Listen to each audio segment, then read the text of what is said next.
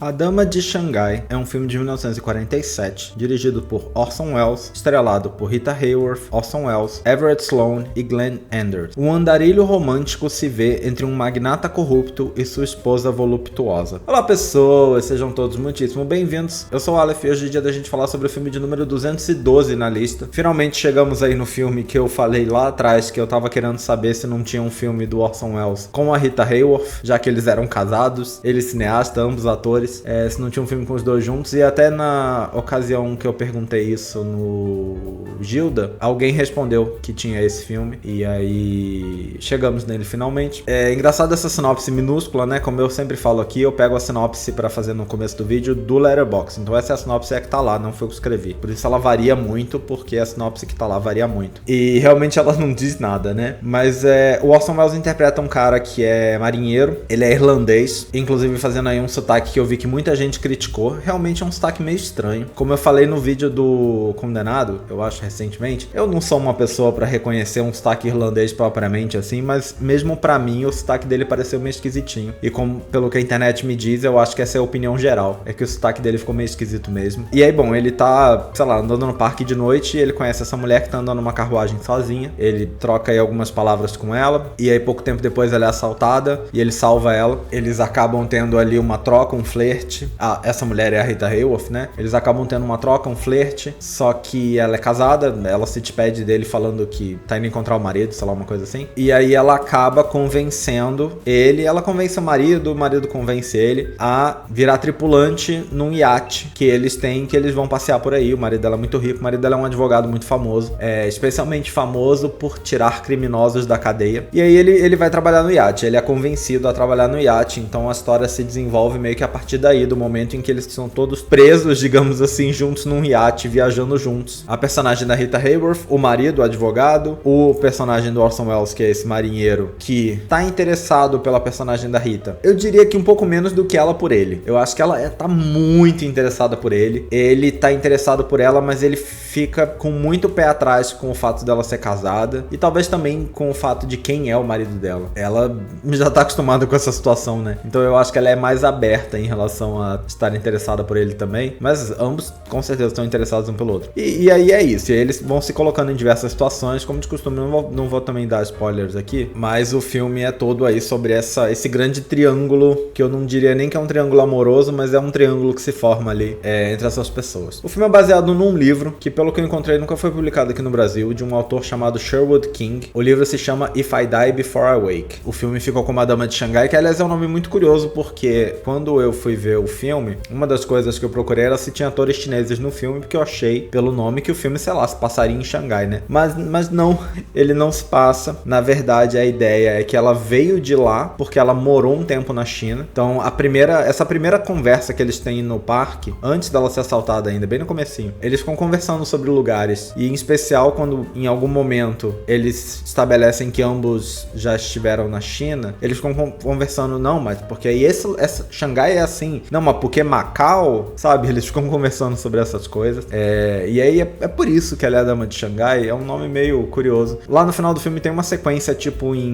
na Chinatown de São Francisco, que aí é uma cena que envolve não só vários chineses, como coisas da cultura chinesa ali. Mas eu acho que o título em si é um bom título no sentido de que chama atenção, mas eu acho que não diz absolutamente nada sobre o filme, porque eu acho que essa parte não parece pra mim ser um ponto. De repente alguém tem uma interpretação diferente da minha, e o fato dela ser a Dama de Xangai é muito relevante. Mas nem eu entendi nada em relação a isso, nem a internet me disse nada. Quem sabe o livro vai dizer alguma coisa, ou vocês nos comentários podem me dizer alguma coisa. Enfim, vamos continuar com curiosidade. Esse filme tem uma história bem complexa, porque acontece o seguinte: o Orson Welles estava na época fazendo uma produção musical de A Volta ao Mundo em 80 Dias, aí o clássico do Júlio Verne. É uma produção que inclusive virou filme anos depois, sem o Orson Welles, que eu saiba. Mas ele estava fazendo essa produção e tal, em algum momento ele ficou sem dinheiro, e ele precisava de uma grana muito alta, e ele convenceu o Harry Cohn, que era presidente da Columbia Pictures, a emprestar para ele esse dinheiro, a dar para ele esse dinheiro, e em troca ele disse que ia produzir, dirigir e roteirizar, se eu não me engano, um filme pro Harry Cohn de graça, se ele emprestasse esse dinheiro. De graça em termos, né? Porque o cara deu dinheiro pra ele, mas aí em troca ele ia fazer esse filme. Então foi assim que surgiu esse filme. O Orson Welles fez esse filme aí com meio que pra pagar essa dívida dívida que ele tinha com o presidente da Columbia Pictures. E aí o corte original que o Wells fez, o Harry Cohn odiou. Ele se incomodou muito com a trama que ele achou confusa. Ele se incomodou muito que o filme não tinha muitos closes, que foi uma coisa que o Wells fez de propósito. Ele optou por fazer realmente, ele queria fazer cenas todas muito de longe. Ele não gostou do que a internet chama de uso brechtiano de comédia no filme. Em especial tem uma cena que eu não vou elaborar muito porque eu acho que talvez seria spoiler, mas tem uma cena no tribunal, lá pelo final do filme, e essa cena do tribunal é um caos. É um caos no sentido, é bem puxado pra comédia e é bem, sei lá, não realista, eu diria. É uma cena ótima, mas ela é bem não realista e o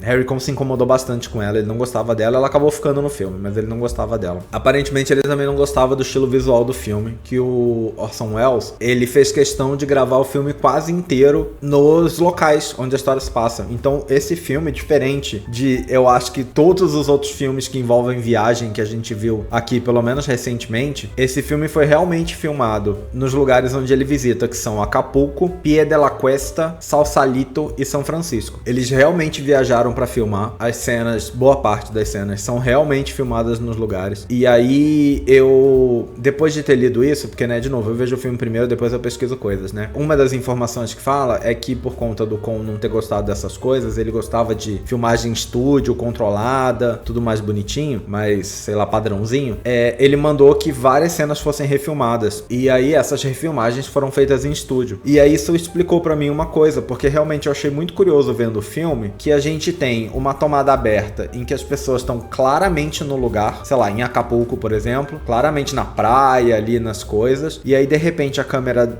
corta a cena pra uma cena mais de close, e na cena de close dá pra perceber que é um telão no fundo, sabe? Que é como geralmente fazem essas coisas. E eu fiquei tipo, mas qual que é o sentido de ter uma cena com telão no fundo se eles estavam lá, sabe? Eu fiquei muito confuso quando eu assisti. É uma coisa que eu admito que deu uma quebrada assim em alguns momentos pra mim, porque eu fiquei muito confuso. Porque assim, não dá pra disfarçar. Quando os atores na frente de um telão, é muito óbvio. Sinceramente, pra mim pelo menos é muito óbvio. Na época talvez era tão comum que não fosse tão óbvio, não sei. Mas pra mim, pelo menos vendo hoje, eu acho que é muito óbvio. E eu fiquei muito confuso, porque é isso, tipo, eles estavam lá.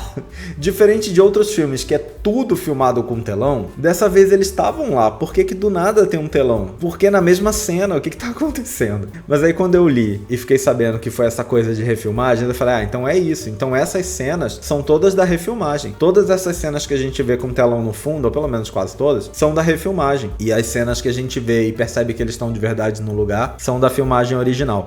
O que é interessante, porque você consegue de algum jeito, não existe, como muitos filmes do Orson Welles passaram por esse problema aí de edição, né, de não gostarem da versão que ele fez e fazer alguma outra coisa. É uma coisa recorrente aí na filmografia dele. E assim como acontece com todos os outros filmes, não tem uma versão, a gente não sobreviveu, pelo menos nunca foi encontrada uma versão de como era o corte dele. Mas com essa diferença visível nas cenas, a gente consegue quase, a gente não tem como recuperar o que perdeu, né? Mas a gente consegue mais ou menos ver, tipo, qual era a cara do filme na versão dele e qual é a cara do filme na versão do Harry Cohn, sabe? E aí tem um outro fato curioso que, assim, o Orson Welles era muito famoso por fazer seus filmes ficarem sempre acima do orçamento e demorarem mais pra ficar prontos, né? E esse filme ele tinha feito abaixo do orçamento e no prazo. Só que, como o cara mandou refilmar um monte de coisa, acabou estourando o orçamento, acabou estourando o prazo. Mas assim, não foi culpa dele. O filme que ele fez estava dentro, sabe? O outro cara que mandou mudar. E sinceramente, pela percepção que a gente tem dessas coisas hoje, eu acho que tem grande chance de que o corte original dele, hoje, fosse considerado um filme melhor do que o que ficou, né? Eu acho que tem grande chance, mas difícil saber. E aí, bom, o Harry Cohn ainda mandou uma outra pessoa editar o filme, que foi a Viola Lawrence, e diz que ela cortou cerca de 1 hora da versão original do Orson Welles, que eu não sei se esse 1 hora é tipo, realmente o filme teria 1 hora a mais, ou se esse 1 hora inclui cenas que foram cortadas pra encaixar cenas refilmadas no meio, que eu acho mais provável. Eu acho mais provável que isso inclui coisa que foi tirada, mas que algo foi inserido no lugar, sabe?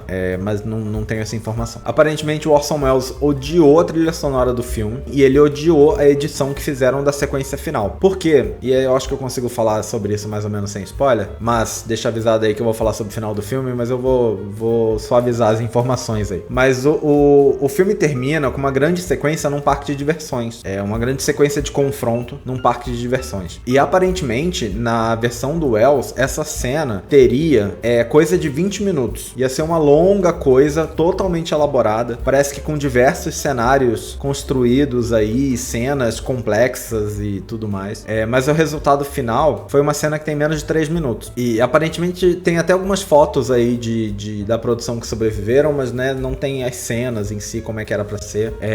Sets caríssimos foram construídos pra fazer essa sequência e foram inteiramente cortados do filme. Então é curioso que ele terminou abaixo do orçamento, né? Porque ele chegou a construir coisas elaboradas que não foram nem usadas no filme. Quer dizer, foram usadas na versão dele, mas foram cortadas na versão final. Fico muito curioso pra saber como é que seria essa cena no original, na versão dele, né? Realmente. Aparentemente a Rita Hayworth falou aí sobre o visual dela no filme em algum momento, porque diferente aí de Gilden, que ela tem o visual, que é o visual clássico pelo qual ela é conhecida, né? Um cabelo mais longo e ruivo. Filme em preto e branco, né? Mas no pôster e nas imagens de divulgação aí tinha-se essa imagem dela que era clássica. E aí nesse filme ela tem um cabelo muito curtinho e loiro assim, platinado. E aparentemente foi uma coisa do Orson Welles, foi ele que escolheu. E o Harry Cohn ficou revoltadíssimo com isso. Pelo que eu vejo da fala da Rita Hayworth, não parece que ela se incomodou, parece que ela achou interessante. Eles eram casados na época, né? E parece que ela achou interessante que o Orson tava querendo fazer uma coisa diferente, fazer um teste aí, mas que o Harry Cohn queria a imagem, como ela diz. E ela diz que é a imagem que ele usou dela e quis manter nela até ela ter 90 anos. E ela falava que o filme ficou um filme ótimo. E o que o Harry Cohn disse quando viu? Falou, você arruinou o cabelo dela. Você arruinou a Rita cortando o cabelo dela, sabe? Então, o que eu acho interessante nessa fala é o fato de que ela não parece ter se incomodado, né? Eu acho que ela gostou da ideia. Ela gostou, eu sinto, por até outras coisas que eu li sobre ela antes, que ela era muito incomodada com a imagem que Hollywood criou dela. E eu acho que ela se sentia muito presa a isso. Então ela parece pra mim que ela achou o máximo a ideia de fazer um filme com um visual completamente diferente, porque eu acho que é algo que ela não teve oportunidade de fazer durante a carreira inteira, a não ser nesse momento, talvez em algum outro, né? Mas não parece algo comum e parece algo que ela gostava da ideia.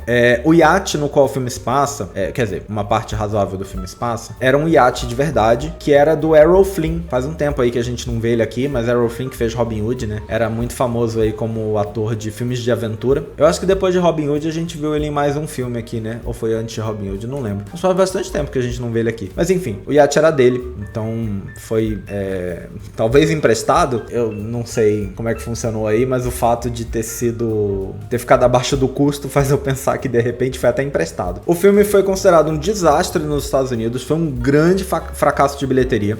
Apesar disso, a cena do confronto final no parque de diversões, que envolve um confronto ali num salão de espelhos, se tornou um grande clássico aí do filme noir, porque esse filme é considerado um filme noir. É uma cena que foi referenciada inúmeras vezes, essa coisa do duelo nos espelhos. Pouco tempo depois do filme, o Wells e a Rita Hayworth se separaram, se divorciaram, mas aí também eu não encontro nenhuma informação sobre eles terem tretado durante o filme, então não sei se tem alguma coisa a ver com qualquer coisa assim. Mas é isso, apesar dessa cena ter sido considerada muito clássica e ter se mantido aí algo que muitos outros filmes, desenhos, seriados fizeram referência, o filme foi um imenso fracasso de bilheteria. A crítica também não gostou do filme, ninguém gostou do filme. A moral da história é essa. Quando o filme foi lançado, ninguém gostou do filme, mas ele hoje é considerado esse clássico aí.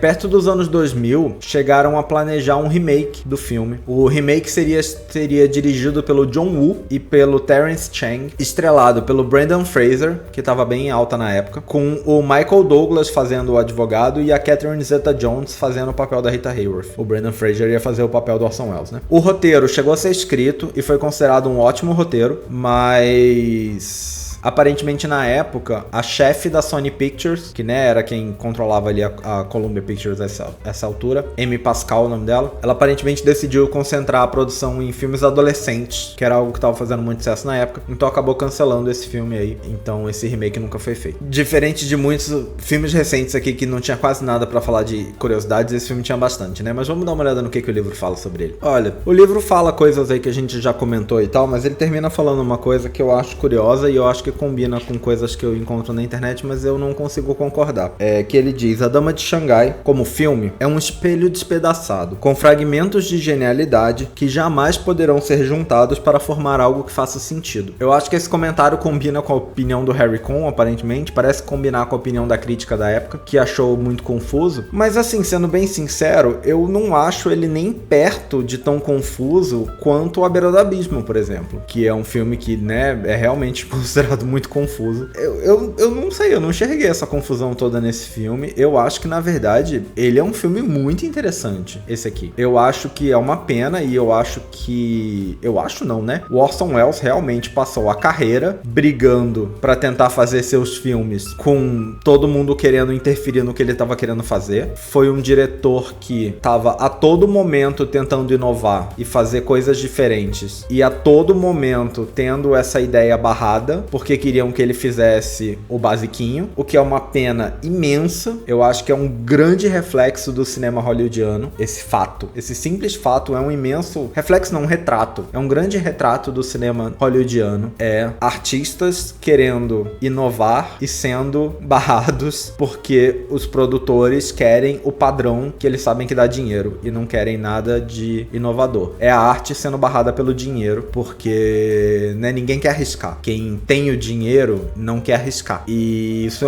era um grande problema, porque é uma época em que se dependia muito das produtoras para fazer filme, né? Não dava para você simplesmente, como hoje, sei lá, pegar um celular que seja e fazer um filme. Nessa época você dependia demais das produtoras, tanto para fazer, quanto para distribuir, quanto para qualquer coisa. É uma pena, porque realmente todo filme dele que a gente vê aqui, depois de Cidadão Kane, passa por essa situação. E Cidadão Kane é esse filme que foi um fracasso na época, mas que é hoje considerado por muita gente o melhor filme de todos os tempos, né? Tem uma galera aí que considera ele assim. E esse é o único filme que ele conseguiu fazer em paz, sabe? Pelo menos até agora, né? É o único filme que ele conseguiu fazer em paz, sabe? Porque naquele momento ainda estavam confiando nele. E realmente é um negócio muito impressionante, sabe?